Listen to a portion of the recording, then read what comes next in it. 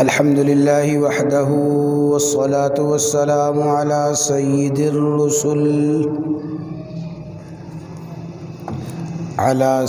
الرسل وخاتم الأنبياء.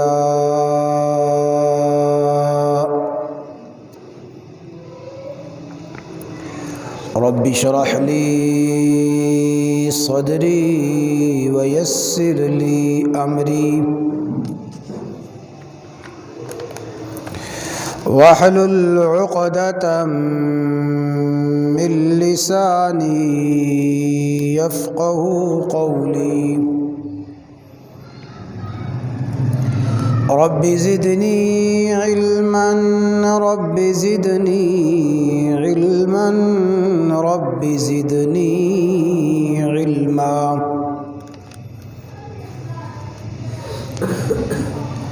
أعوذ بالله من الشيطان الرجيم. بسم الله الرحمن الرحيم.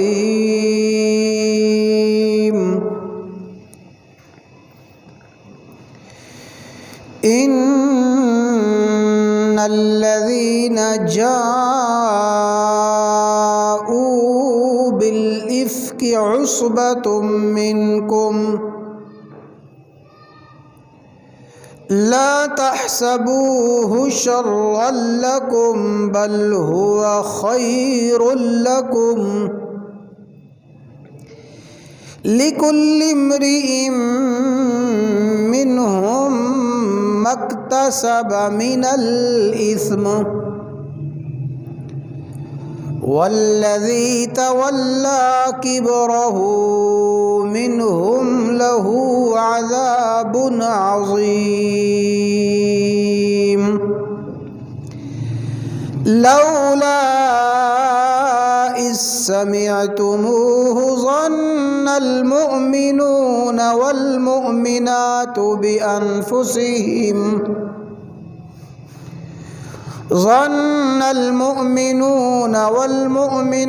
بأنفسهم خيرا وقالوا هذا إفك مبين.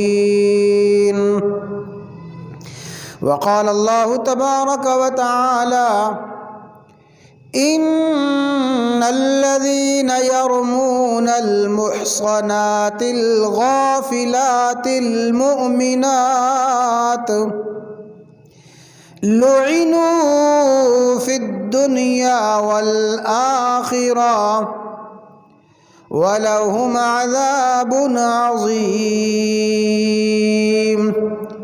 يوم تشهد عليهم ألسنتهم وأيديهم وأرجلهم بما كانوا يعملون.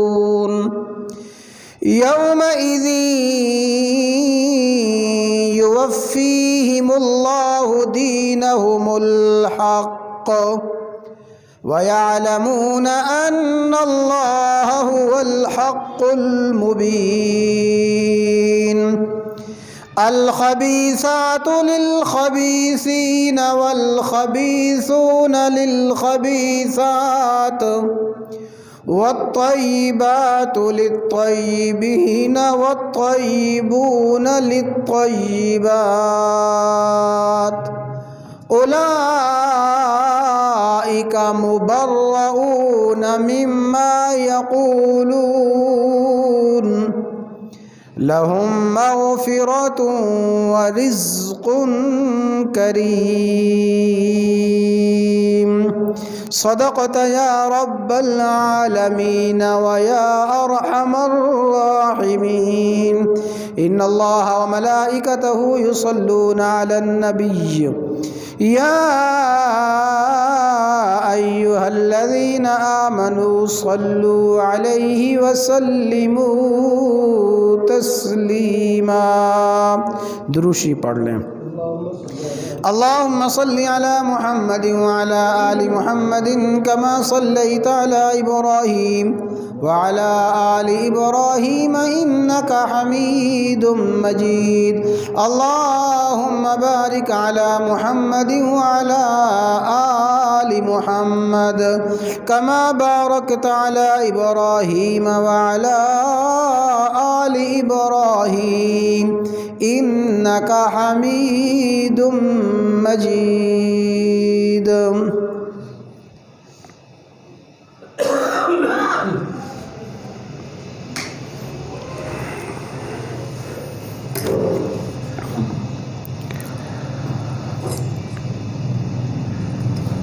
ام المؤمنین سیدہ طیبہ طاہرہ سیدہ عائشہ الصدیقہ رضی اللہ تعالی عنہا کے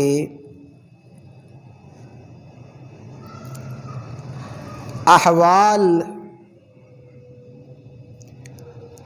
اور سیدہ کے فضائل و مناقب عرض کرتے ہوئے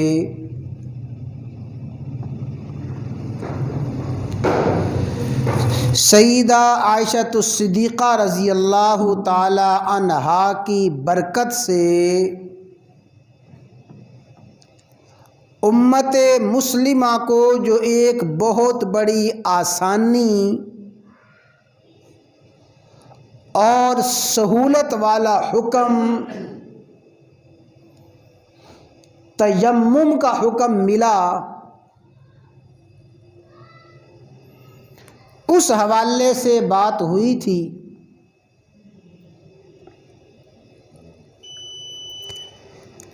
اس وقت جو آیات مبارکہ تلاوت کی گئی ہیں، ان آیات میں بھی اللہ تبارک و تعالی نے حضرت سیدہ عائشہ الصدیقہ رضی اللہ تعالی عنہا کی برکت سے امت کو جو بہت سے احکامات ملے، خصوصاً مومنہ مسلمہ خواتین کو، امت کی بیٹیوں کو، امت کی بہنوں کو جو تحفظ ملا، ان کے حقوق اور ان کی عصمت و پاک دامنی کا جو قانون اللہ تعالیٰ نے نازل فرمایا، ان احکامات کا پس منظر بھی سیدہ عائشہ رضی اللہ تعالی عنہا کے ساتھ پیش آنے والا ایک واقعہ بنا۔ اللہ تبارک و تعالی نے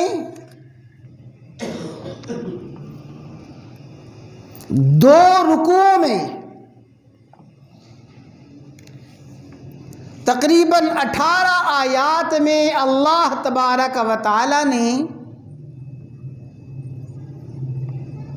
اس کا ذکر فرمایا۔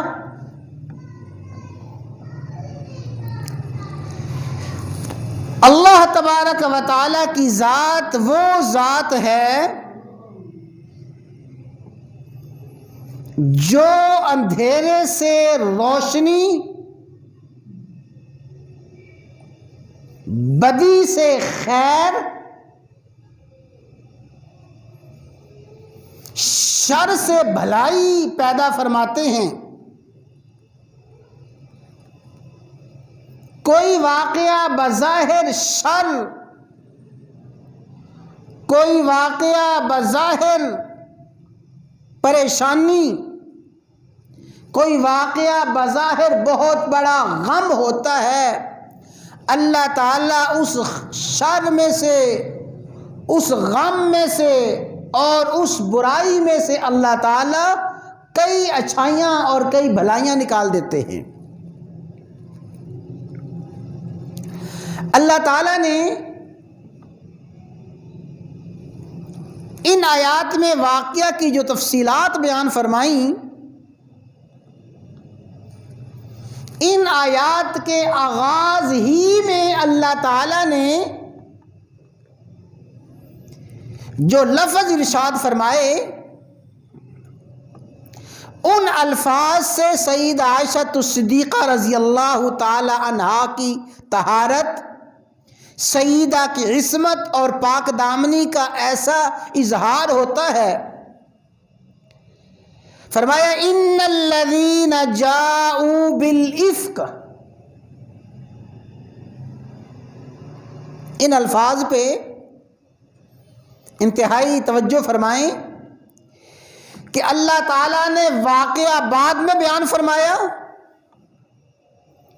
اللہ تعالیٰ نے منافقین کی شرارت کو، منافقین کی خباثت کی تفصیلات کو بعد میں بیان فرمایا۔ واقعہ بیان فرمانے سے پہلے ہی اللہ تعالیٰ نے یہ واضح فرما دیا کہ جو کچھ واقعہ پیش آیا وہ سارے کا سارا واقعہ بہتان اور جھوٹ تھا، اس کا حقیقت کے ساتھ کوئی تعلق نہیں۔ آج کی اصطلاح میں یوں سمجھ لیجئے کہ اللہ تعالیٰ نے واقعہ کو بیان فرمانے سے پہلے ہی صفائی بیان فرما دی، واقعہ کو بیان فرمانے سے پہلے ہی اللہ تعالیٰ نے اس واقعہ کے بہتان اور اس واقعہ کے جھوٹ ہونے کا اظہار فرما دیا۔ ان الذین جاؤوا بالافک، اور اسی وجہ سے سیدہ عائشہ صدیقہ رضی اللہ تعالی عنہا کے ساتھ پیش آنے والا یہ واقعہ افک کہلاتا ہے۔ افک کا معنی ہی ہے بہتان، افک کا معنی ہی ہے تہمت، افک کا معنی ہی ہے بہت بڑا جھوٹ۔ اللہ تعالیٰ نے واقعہ بعد میں بیان فرمایا اور اس کے جھوٹ کا اور اس کی جھوٹی تہمت کا ذکر پہلے فرما دیا۔ فرمایا وہ جو جھوٹ والا واقعہ ہے، لا تحسبوہ شرا لکم، اہل ایمان اس واقعہ کو اپنے حق میں شر اور برا نہ سمجھو۔ بظاہر بہت بڑا شر کا واقعہ، بہت بڑی برائی اور بہت بڑی تہمت ہے، لیکن اس کو اپنے حق میں برا نہ سمجھو۔ بل ہوا خیر لکم، بلکہ یہ واقعہ تو تمہارے حق میں بہت بہتر ہے۔ گویا منافقین نے سیدہ عائشہ صدیقہ رضی اللہ تعالی عنہا کو بدنام کرنے کے لیے جو جھوٹی تہمت لگائی تھی، فرمایا اے عائشہ تمہارے حق میں، اے اہل ایمان تمہارے حق میں منافقین کا بچھایا ہوا وہ جال بہت بہتر ثابت ہوا ہے۔ بل ہوا خیر لکم، یہ واقعہ تمہارے لیے بہت بہتر ہے۔ قرآن کریم میں اللہ تعالیٰ نے اور بھی ایسے واقعات بیان فرمائے، اور رسول اللہ صلی اللہ علیہ وسلم نے احادیث میں کئی واقعات بیان فرمائے جب کسی پاک دامن پر، جب کسی عفیفہ اور باعصمت خاتون پر، کسی مرد پر جھوٹی تہمت لگائی گئی، اللہ تعالیٰ نے اس کی صفائی، اس کی پاک دامنی کیسے ظاہر فرمائی۔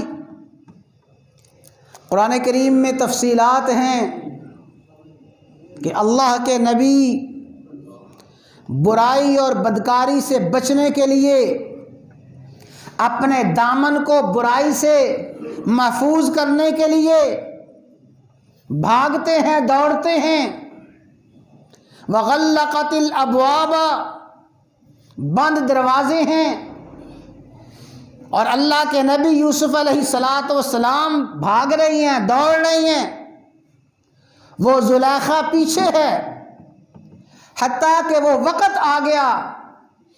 زلیخا نے کہا ما جزاء من اراد باہلک سوءا، اے بادشاہ سلامت اور اے میرے خامد میرے سرتاج، یہ بتاؤ جو شخص تمہاری اہلیہ پر، جو شخص تمہاری بیوی پر بری نیت سے ہاتھ اٹھاتا ہے، جو شخص تمہاری بیوی کے ساتھ برائی بدکاری کرنا چاہتا ہے، اس کی سزا کیا ہے؟ گویا زلیخا نے یوسف علیہ السلام پہ تہمت لگا دی۔ اللہ تعالیٰ نے وہ واقعہ تفصیل کے ساتھ بیان فرمایا ہے۔ جب یوسف علیہ السلام پہ جھوٹی تہمت لگی، اللہ تعالیٰ نے یوسف علیہ السلام کی صفائی، یوسف علیہ السلام کی پاک دامنی کو بیان فرمایا، ظاہر فرمایا۔ وَشَهِدَ شَاهِدٌ مِّنْ أَهْلِهَا، عزیز مصر زلیخا کے خاندان میں سے ایک گواہی دینے والے نے گواہی دی۔ بعض مفسرین نے فرمایا کہ ایک چھوٹا بچہ، دودھ پیتا بچہ، اس کو پیش کیا گیا۔ اس دودھ پیتے بچے نے یوسف علیہ السلام کی پاک دامنی کا اعلان فرمایا، یوسف علیہ السلام کی عصمت کو، یوسف علیہ السلام کی پاکیزگی کو بیان فرمایا۔ گویا اللہ تعالیٰ نے یوسف علیہ السلام کی صفائی اور پاک دامنی کے لیے ایک بچے کو کھڑا کیا۔ بچے نے کہا نہیں نہیں، یوسف سچا ہے، زلیخا جھوٹی ہے۔ بچے نے کہا یوسف پاک دامن ہے، زلیخا کی غلطی ہے۔ اللہ تعالیٰ نے قرآن کریم میں وہ واقعہ بھی بیان فرمایا جب ایک پاک دامن، ایک معصومہ، ایک عفیفہ خاتون کے ہاں اللہ تعالیٰ نے اپنی قدرت کاملہ سے بچہ پیدا فرمایا۔ اس خاتون نے، اس پاک دامن نے بچے کو اٹھایا ہوا ہے، بچے کو اٹھائے قوم کے سامنے آئی۔ فَأَتَتْ بِهِ قَوْمَهَا تَحْمِلُهُ، وہ مریم اپنے بچے کو لیے ہوئے قوم کے پاس آئی۔ جب قوم نے دیکھا کہ مریم بچہ اٹھائے ہوئے ہے، سارے کے سارے بیک زبان کہنے لگے قالوا یا مریم لقد جئتی شیئا فریا، اے مریم اتنی عجیب چیز تم لے آئے ہو، یہ عجیب شے لے آئی ہو۔ اے مریم ما کان ابوک امرأ سوء وما کانت امک بغیہ، مریم نہ تیرا باپ ایسا تھا، نہ تیری ماں ایسی تھی، تیرا باپ عمران تھا اور تیری ماں حنا تھی، وہ دونوں بڑے نیک تھے، بڑے پاکیزہ تھے، تیرا بھائی بڑا پاکیزہ تھا، تو بڑے اعلیٰ خاندان کی ہے، اے مریم بڑے شریف خاندان کی ہے۔ انا لکی، یہ بچہ کہاں سے آ گیا ہے، یہ بچہ کہاں سے آیا؟ وہ جھوٹی تہمتیں لگا رہے ہیں، حضرت مریم سے سوال کر رہے ہیں۔ فاشارت الیہ، مریم کہتی ہے مجھ سے کیوں پوچھتے ہو، اس بچے سے پوچھو یہ کہاں سے آیا ہے۔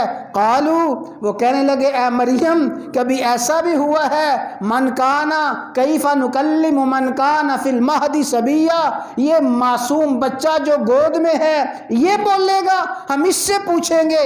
جب سیدہ مریم کی پاک دامنی پہ انگلی اٹھی، طہارت پہ انگلی اٹھی، اللہ نے بچے کو قوت گویائی دی۔ قال انی عبد اللہ، وہ بچے عیسیٰ کہنے لگے لوگوں میں اللہ کا بندہ ہوں اور اللہ کے حکم سے آیا ہوں۔ برم بوالدتی، اللہ نے مجھے اپنی ماں کے ساتھ نیکی کا حکم دیا ہے۔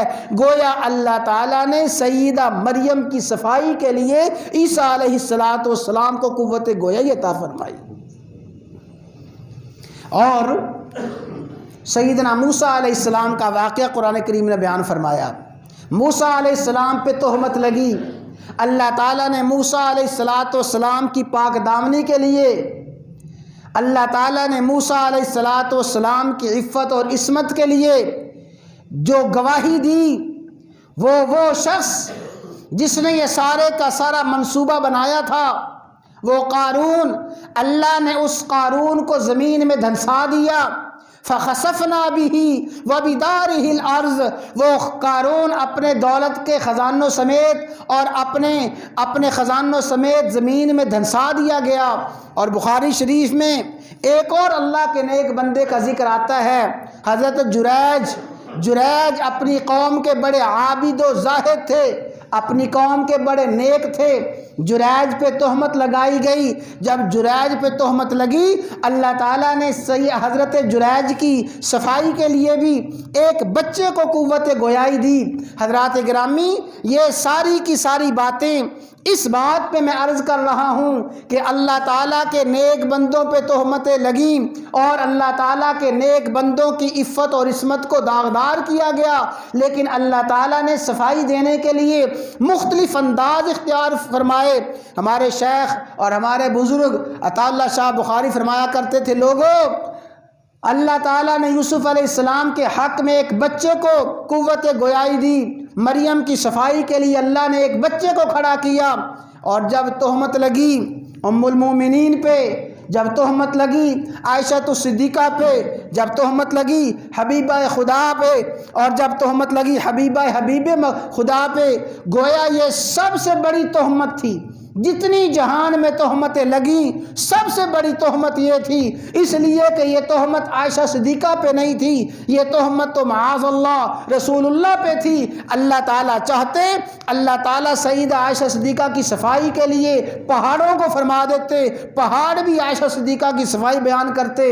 اللہ تعالیٰ مدینے کے گلیوں کو اور مدینے کے پتوں کو، درختوں کو حکم دیتے، وہ صفائی دیتے۔ اللہ تعالیٰ نے کائنات میں عائشہ صدیقہ کی صفائی کے لیے کسی چیز کو منتخب نہیں فرمایا، بلکہ اللہ تعالیٰ خود عائشہ صدیقہ کے وکیل صفائی بن کے تشریف لے آئے۔ اللہ تعالیٰ نے خود عائشہ صدیقہ کے حق میں گواہی دی، اور رسول اللہ صلی اللہ علیہ وسلم نے جب یہ واقعہ پیش آیا صحابہ کو جمع فرمایا۔ رسول اللہ صلی اللہ علیہ وسلم صحابہ سے مشورہ لے رہے ہیں۔ رسول اللہ صلی اللہ علیہ وسلم کو تو پتہ تھا عائشہ صدیقہ بے گناہ ہیں، عائشہ صدیقہ طاہرہ ہیں، عفیفہ ہیں، اتمام حجت پیش کرنا تھا، اتمام حجت پیش کرنا تھا، تاکہ کوئی یہ نہ کہے کہ عائشہ صدیقہ کی بات آئی رسول اللہ خاموش ہو گئے۔ آپ نے سارے کا سارا اتمام حجت کیا، صحابہ کو جمع فرمایا۔ صحابہ کرام میں بڑے بڑے صحابہ ہیں۔ آپ نے پوچھا عمر کہاں ہیں؟ عمر رضی اللہ تعالیٰ کہاں ہیں؟ عمر کھڑے ہو گئے، یا رسول اللہ حاضر۔ فرمایا عمر تم یہ بتاؤ تمہارا عائشہ صدیقہ کے بارے میں کیا خیال ہے؟ یہ جو منافقین بدگوئیاں کر رہے ہیں، تہمتیں لگا رہے ہیں، عمر تم عائشہ کے بارے میں کیا کہتے ہو؟ اللہ اکبر۔ عمر تھے، عمر تو بولتے تھے، اللہ عمر کے بول کو قرآن بنا کے نازل فرما دیتے تھے۔ عمر نے جو باتیں فرمائیں، جو باتیں عرض کیں، سب سے پہلی بات یہ عرض کی، یا رسول اللہ صلی اللہ علیہ وسلم میں عائشہ کے بارے میں بعد میں کچھ کہوں گا، پہلے میں آپ سے پوچھتا ہوں، آپ سے سوال کرتا ہوں، آقا یہ بتائیے آپ نے ان ازواج کے ساتھ، اپنی ان بیویوں کے ساتھ جو نکاح کیے ہیں، یا رسول اللہ کیا آپ نے یہ نکاح اپنی مرضی سے کیے ہیں؟ فرمایا نہیں عمر، میں نے کوئی نکاح اپنی مرضی سے نہیں کیا، بلکہ ہر نکاح اللہ کے حکم سے کیا ہے۔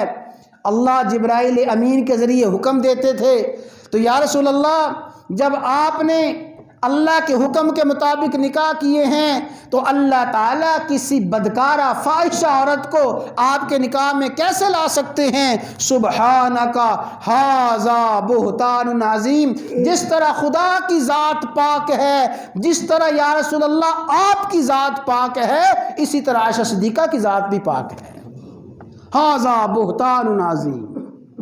اور حضرت عمر نے ہی یہ الفاظ فرمائے تھے، ھذا بہتان عظیم۔ اللہ نے یہی الفاظ وہی بنا کے نازل فرمائے۔ اور عمر نے اگلا سوال کیا، اللہ، عمر نے کمال کر دی صفائی دینے کی۔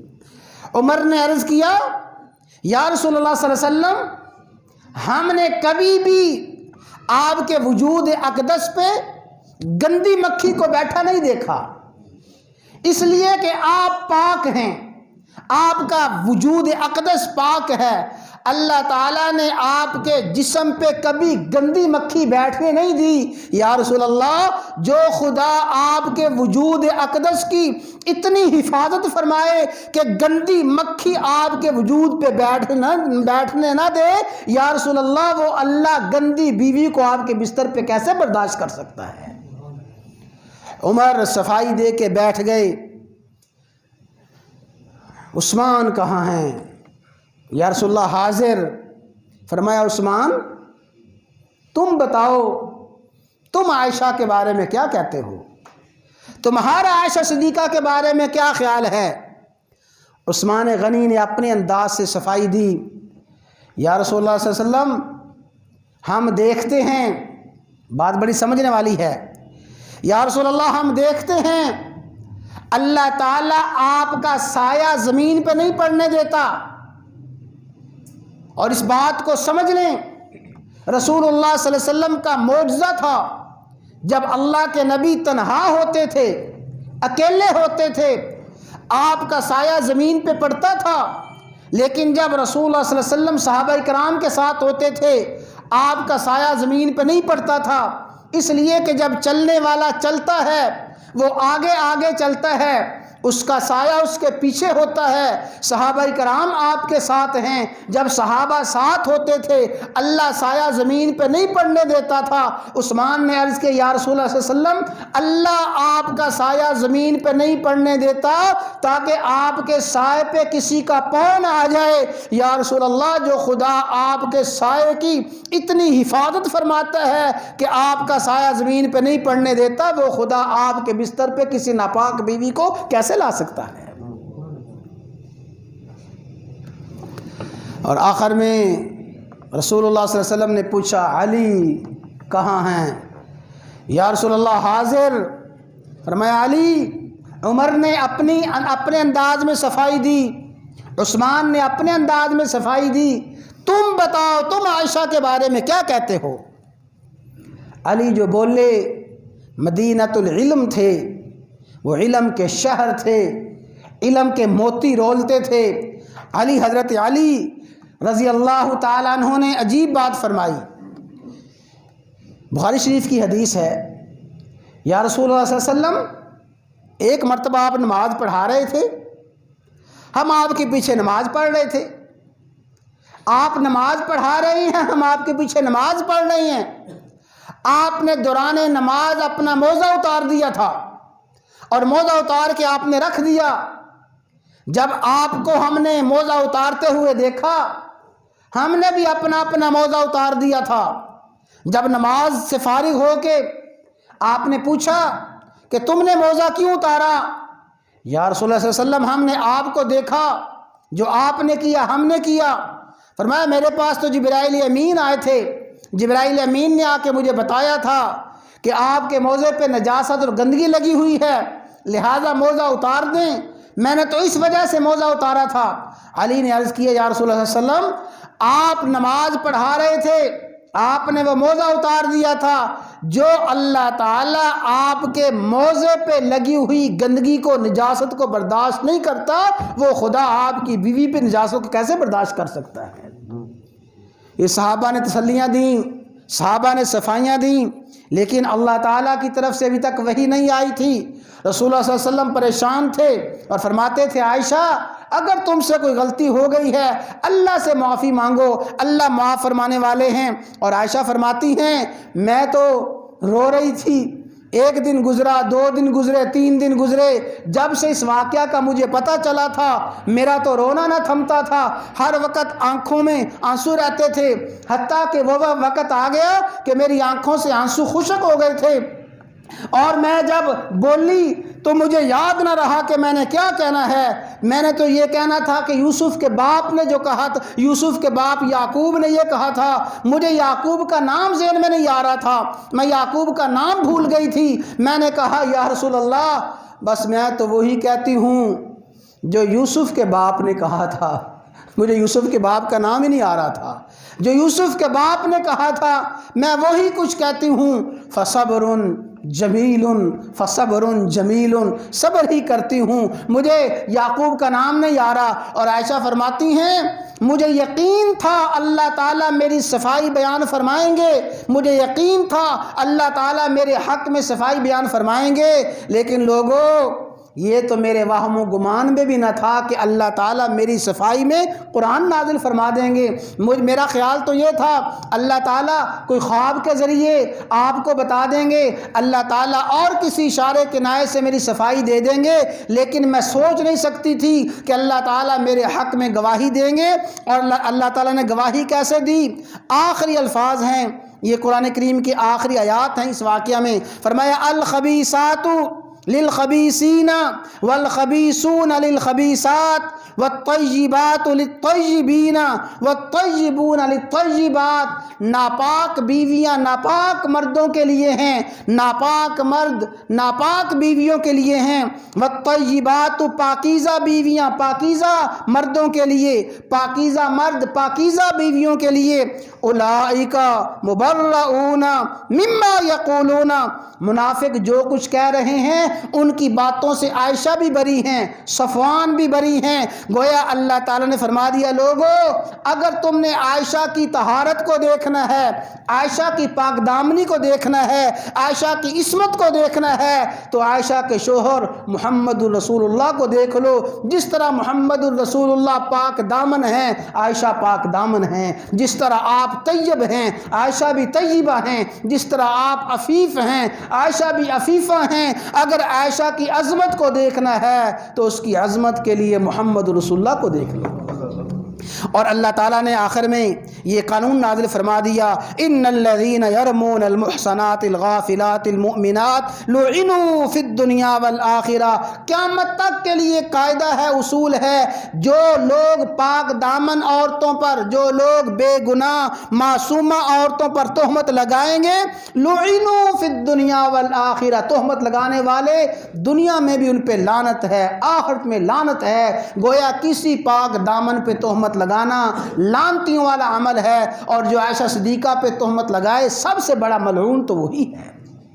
اس وقت بھی عائشہ صدیقہ پہ تہمت لگانے والا ملعون تھا، بعد میں ہی ملعون ہے۔ آج بھی کوئی عائشہ صدیقہ کی پاک دامنی پہ حرف اٹھاتا ہے وہ ملعون ہے، قیامت تک ملعون رہے گا۔ اللہ تعالیٰ نے عائشہ صدیقہ کے اس واقعہ کو بیان فرما کے قیامت تک کے لیے عائشہ صدیقہ کی صفائی دے دی۔